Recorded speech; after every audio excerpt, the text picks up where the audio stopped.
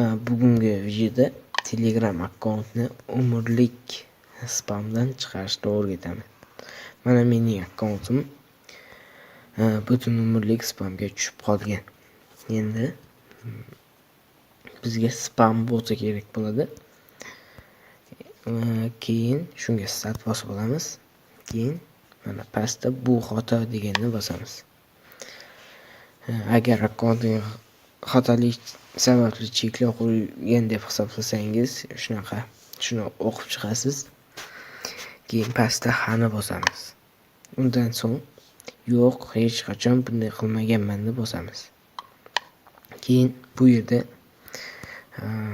saytga kirib, inson ekanligingizni tasdiqlab chiqishingiz kerak bo'ladi.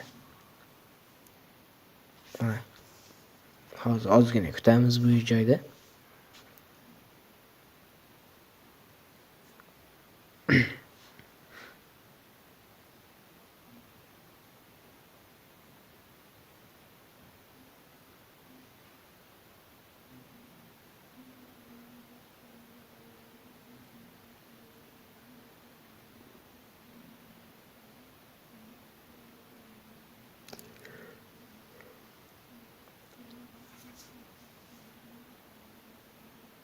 Mana bu yerda galочка yondi.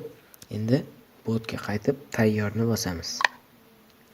Endi bu yerda siz botga ariza yozishingiz kerak bo'ladi. Tayyor yozilgan arizalarni men Telegram kanalimga tashlab qo'yaman do'stlar. Telegram kanal silkasi video kommentariyasida yoki video opisaniyasida qoldiraman. Hozir men hozirgi arizani yozib olaman. Mana do'stlar, men hozir arizani yozib oldim. Endi yuboramiz. Mana rahmat, arizangiz qabul qilindi deyapti. Endi bu arizani yozgandan keyin darrov spamdan chiqib qolmaydi do'stlar. 1-2 hafta kutsangiz avtomatik tarzda spamdan chiqadi. Shu bilan videomiz o'z nihoyasiga yetdi do'stlar. Videoni ko'rganingiz uchun katta rahmat.